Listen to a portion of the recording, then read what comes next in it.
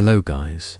Tonight, we're diving into one of history's greatest what-if scenarios, a world where Napoleon won at Waterloo. I'm Pierre, a young journalist working in Paris in 1815. You may have read about Napoleon's defeat and the old order of Europe, but I witnessed firsthand what happened in the shadow of victory. The streets, squares, cafes, every corner of Paris was shaped by Napoleon's power. Are you ready? Then grab your pen and open your eyes, because this journey will transcend the boundaries of history as you know it. Don't forget to enjoy the journey and decide on your own what-if scenario. On the morning after Waterloo, I went out to the streets of Paris to prepare my first newspaper edition. Squares were filled with celebration, yet eyes held apprehension. The victory showed England's diminishing influence in Europe. Napoleon's triumph was felt everywhere on the continent. Austrian and Prussian representatives were silent, while the people were both in awe and fear. I recorded every glance, every conversation. This new order was transforming Europe not only militarily, but also culturally and economically.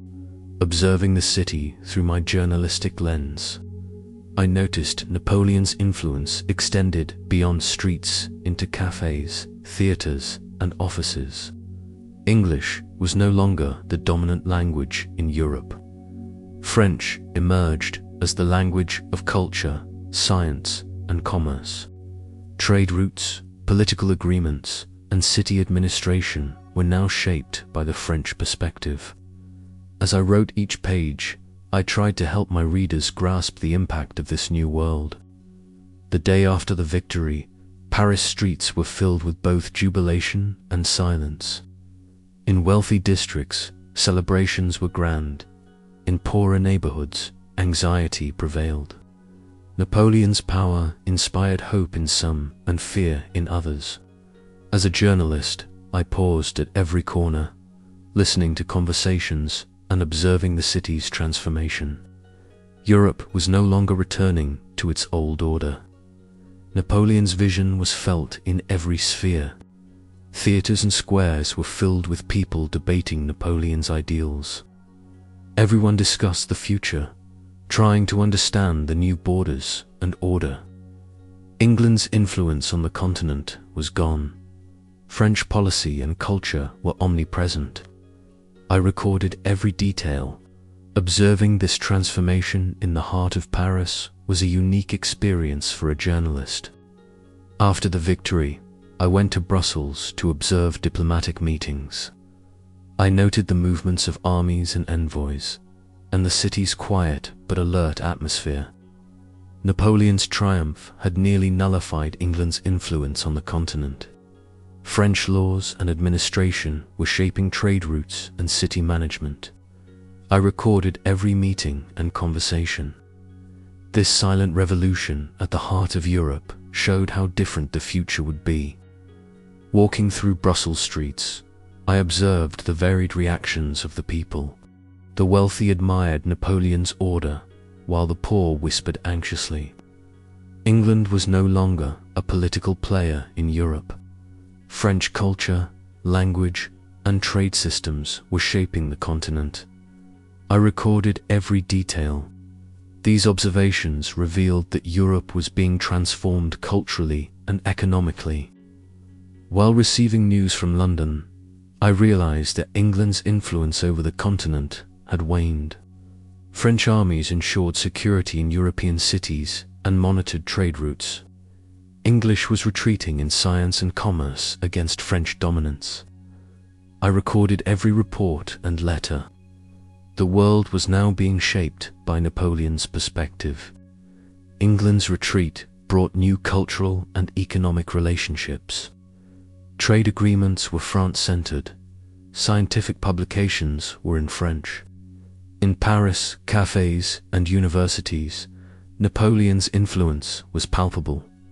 I recorded all my observations. I wanted my readers to grasp the full scope of this new world. Visiting art galleries and theaters, I felt Napoleon's victory influencing culture as well.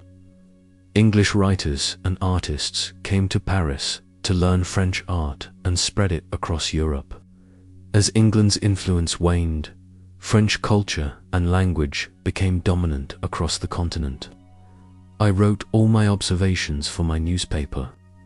I wanted my readers to understand the new European order. In theatres, new political themes were presented, and people debated Napoleon's ideals. Everyone discussed the future, and cities were accepting the new order. I recorded every detail.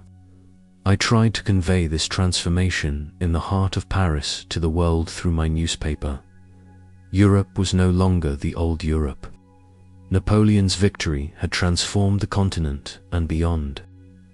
After Napoleon's victory, I went to Vienna to observe the shifting balance of power in Europe.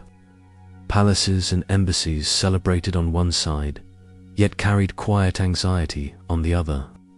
England could no longer influence continental politics, and Austria and Prussia had to comply with Napoleon's decisions. I recorded every diplomatic meeting and official ceremony. These observations showed that the continent had entered a completely new order. Walking through the city streets, I observed the varied reactions of the people.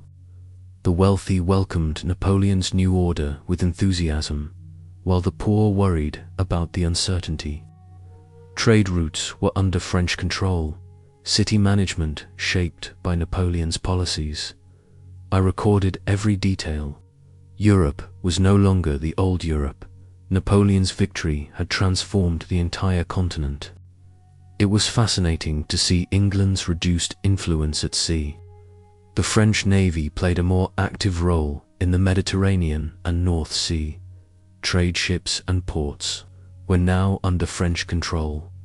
English trade on the continent was nearly non-existent. Returning to Paris, I recorded all these developments. Napoleon's victory had shaped not only land battles, but also the seas. Observing the ports and sea routes, I noticed the new economic balances. The French trade network dominated the continent, while English merchants sought alternative routes. These observations were valuable for my newspaper. I wanted my readers to understand the new economic structure of Europe. Observing cultural events in Paris, I noticed that Napoleon's victory influenced not only politics, but also culture. Theatre plays, literature, and artworks reflected French ideals. English culture was no longer influential on the continent. French was spoken, and French art and literature were dominant. In art galleries, French artists' works were exhibited across the continent. English artists came to Paris to study. I recorded all these changes. Europe's cultural structure had been entirely influenced by France. With Napoleon's victory, trade routes across Europe shifted. Paris and other French cities became economic hubs. English trading companies sought alternative routes, but French control was dominant on the continent. I recorded these changes in detail for my newspaper. I wanted my readers to understand the new economic order. While observing Parisian ports and trade centers, I grasped the new economic order of the continent. French policies and naval dominance had fully shaped European trade. I recorded every detail. I wanted my readers to grasp the full scope of this new world. The aftermath of victory created mixed emotions in Paris streets. People admired Napoleon, but were anxious about the future. England's power had waned, and Europe was shaped by Napoleon's vision. I recorded every observation. This experience in the heart of Paris showed how different history could have been. There was uncertainty about the future, yet Napoleon's influence was felt everywhere. Culture, economy, politics, and the seas were now under French control. I recorded all these observations. I hoped my readers would understand this alternate world. After the victory, I visited universities and academies in Paris. Napoleon's policies were shaping the education system according to French ideals.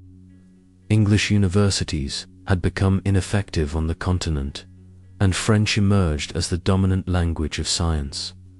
I recorded every lecture and discussion. This academic transformation was crucial to understanding Europe's long-term cultural shift. Observing the academy, I noticed that students were eager to learn French ideals. English sources were almost unused on the continent. Everything was published in French.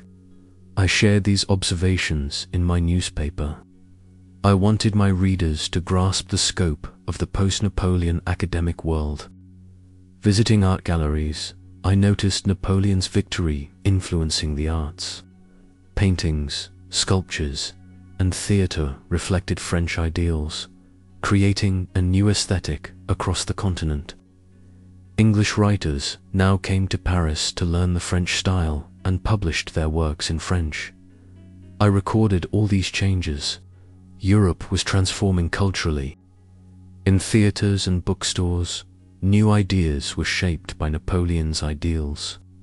People discussed these changes, and cities adapted to new cultural directions. I recorded every detail. I wanted my readers to understand Europe's cultural transformation. Visiting French ports, I saw that the continent's economic structure had completely changed. Trade routes were organized according to Napoleon's policies, and English merchants sought alternative routes. Paris and Marseille had become trade hubs. I recorded all observations. I wanted my readers to understand this new economic order. While observing the port, I saw how French naval dominance ensured economic control. Trade was progressing under French leadership, and English influence across the continent was nearly gone. I recorded all these details. I wanted my readers to understand the post-Napoleon economic world. Napoleon's victory had changed the diplomatic tables. Treaties in Brussels, Vienna, and Berlin completely excluded England, shifting the balance of power on the continent in France's favor. I recorded every meeting and discussion with envoys. I wanted my readers to understand the diplomatic structure of Europe. From my observations at the meetings, countries had to comply with Napoleon's influence. England was ineffective in continental politics, and every treaty served French interests. I recorded every detail. I wanted my readers to understand the new European order. Walking through the streets of Paris, I observed the mixed emotions of the people after the victory. The wealthy celebrated Napoleon, while the poor were anxious and curious. The city adapted to Napoleon's vision, with French ideals prominent in daily life. I recorded all observations. I wanted my readers to understand this new world. This change in daily life reflected the real impact of Napoleon's victory. Culture, trade, politics, and education were entirely under French control. I recorded every detail. I wanted my readers to fully grasp this alternate history. I went early in the morning to observe the new administrative palaces in Paris. Napoleon's victory had completely transformed the government structure of the capital. City halls and palaces had been redesigned according to French ideals. England was now powerless in continental decision-making. Everything was organized under Napoleon's central planning. I recorded these details. I wanted my readers to understand Paris's new governance style. I also observed the public's reaction to the new administration in the streets. The wealthy supported Napoleon's centralized authority, while lower classes were anxious about the changes. I recorded all observations. I wanted my readers to understand Paris's new order and the public's response. After the victory, I went to the garrison to examine Paris's military arrangement. Napoleon's plans were designed to protect the city against potential uprisings and foreign interventions. England could no longer interfere, and French soldiers ensured security across Europe. I recorded my observations. I wanted my readers to understand the importance of the new military setup. While talking to soldiers at the garrison, I observed the influence of discipline and Napoleon's strategies. The public felt secure in the city, and foreign states had to adapt to the new power balance. I recorded all observations. I wanted my readers to understand how military arrangements were shaped by Napoleon's victory. I observed diplomacy meetings held in Vienna and Berlin. Napoleon's victory had completely sidelined England. Austria, Prussia, and Russia now had to comply with French policies. I recorded all discussions and decisions in the meetings. I wanted my readers to understand Europe's new diplomatic order. At the meetings, countries had to adapt to Napoleon's vision. Every treaty supported French interests, and England was ineffective in continental politics. I recorded every detail. I wanted my readers to understand Europe's diplomatic transformation. Observing French ports and trade routes, I noticed England's influence had almost entirely vanished. Trade was organized under Napoleon's control, and French dominance was evident across the continent. I recorded all observations. I wanted my readers to understand this economic transformation. While observing the ports, I realized the new trade system had completely transformed the continent's economy. English ships were nearly absent in continental trade. I recorded all details. I wanted my readers to understand the post-Napoleon economic reality. While traveling through the French countryside, I observed Napoleon's agricultural reforms. Villagers were adapting to the new regulations, and English farming models were now irrelevant. I visited each farm and field, recording how rural economies were reshaped according to French ideals. While speaking with villagers, I noticed that Napoleon's victory was affecting rural life as well. Agricultural production increased, contributing to the continental economy. I recorded all observations. I wanted my readers to understand Europe's rural transformation. I examined factories and workshops in Paris and Lyon. Napoleon's victory had shaped industrial production in France's favor. English factories could not compete on the continent, and French products dominated the market. I recorded all observations. I wanted my readers to understand this economic revolution. Walking through the factories, I observed workers adapting to the French industrial vision. Production increased, and Europe's economic balance had shifted entirely. I recorded all details. I wanted my readers to understand the post-Napoleon industrial landscape. I visited theaters and concerts in Paris. Napoleon's victory had shaped cultural events according to French ideals. English plays and music were no longer widespread in the city. I recorded all events. I wanted my readers to witness the cultural transformation. Observing the public's reactions, I noticed that many had embraced the new order. Art and entertainment now served Napoleon's vision, and the city was fully shaped by French culture. I recorded all observations. I wanted my readers to understand the transformation of European culture. I visited schools and academies in Paris. Napoleon's victory had shaped education entirely according to French ideals. English curricula were no longer in use, and scientific research was guided by the French government. I recorded all observations.